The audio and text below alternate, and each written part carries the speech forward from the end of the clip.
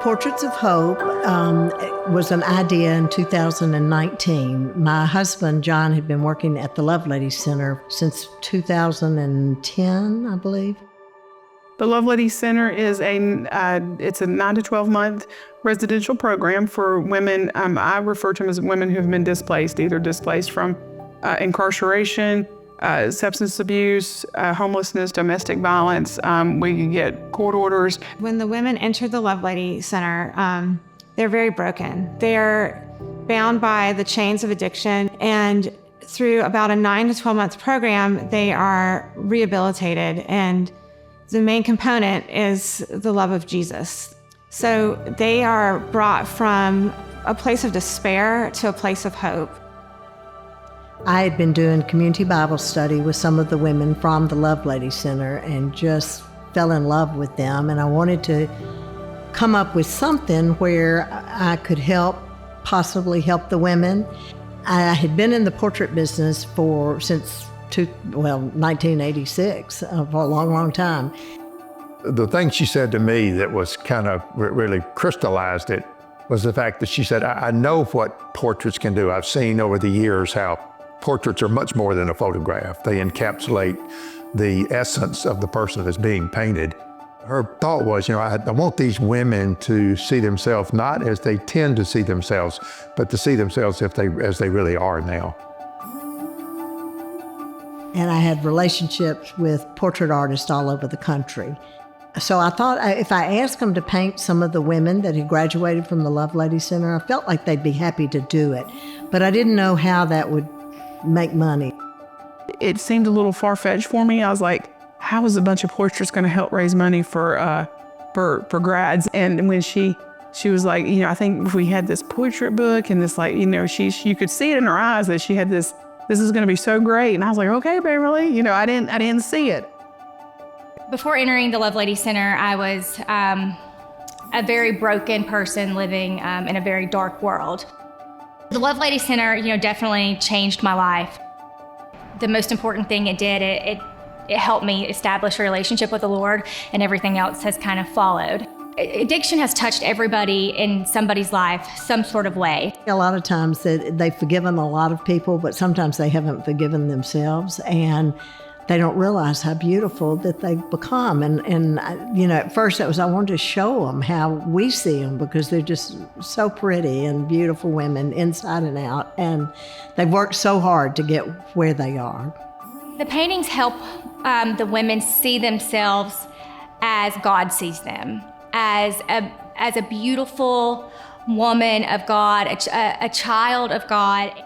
And she knew that these portrait artists, because she works with the best in the country, the best in the world, that's what they would do. They would paint a painting that would allow these women to see themselves like they really are.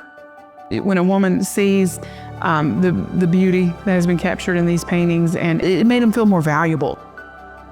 Portraits of Hope Art Gallery is so much more than a regular art gallery. When you walk in the doors of our studio, you will be amazed by the art hanging on the walls, and each portrait is done by a different artist, and these are world-renowned artists, the top in the country. Some of the artists have done the official White House portraits. Some are in museums, and they donated their time. Many of them traveled to Birmingham to go to the Lovelady Center and meet their client in person. The first time I saw it, I cried, and I was just amazed, and I was just saying, is that me?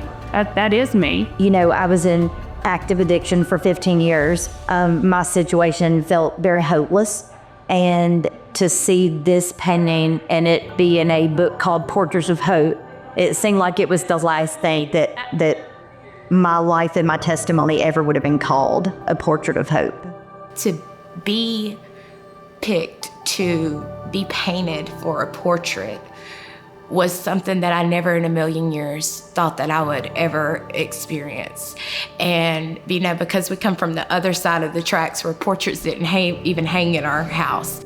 When they've gone through the program, many of them go in completely hopeless with no future for them, and they work so hard to teach them how to parent, teach them how to work and hold a job. I wish we could say that 100% of the people graduate and go on to be successful and things work out well, but that's not always the case.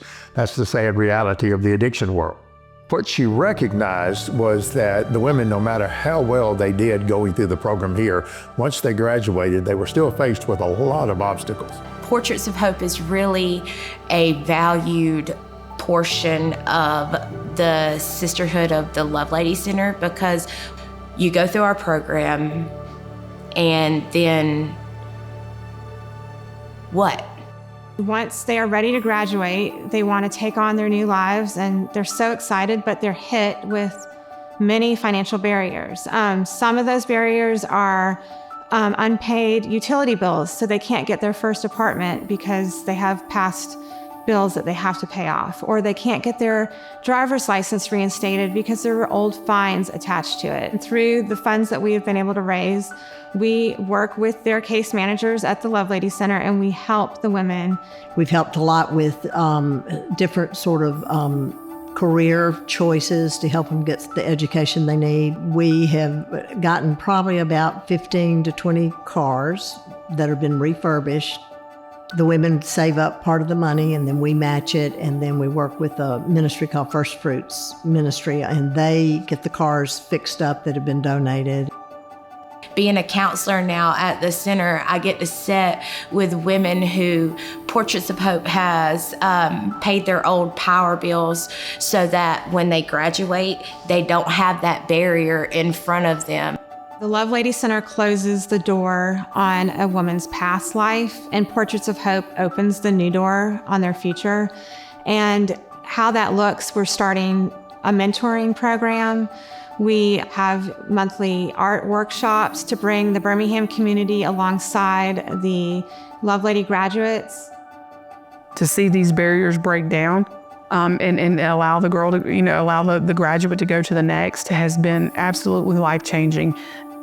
To me, it's as important as to what we do here at the center is we help them get their life back. It helps them, the life continue.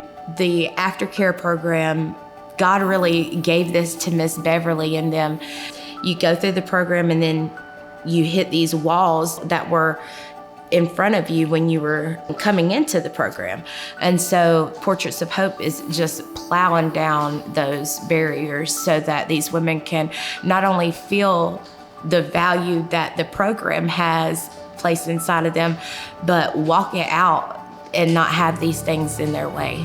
I want all the Lovelady grads to be able to gain that confidence in the Lord that I have gained through Portraits of Hope. When you come in here, you will see it, and you can read through the book and see the stories behind the art. It is truly amazing to see the redemption that took place in these women's lives. It's the power of the blood of Jesus. It's transformation. It's hard work. It's frustrating. It's difficult, but it's also the most beautiful thing you will ever see in your life. It's darkness into light. It's more than just the portraits. It's a family. It's a community. It's women coming together to lift each other up. And as the director of Portraits of Hope, I hope that we can come alongside these women, and the needs are going to continue to grow and grow as more women come through the program. And we are excited about that, and we are hopeful that more people will come along with us and help share in the love for these women so that they can be successful as they go into their new lives.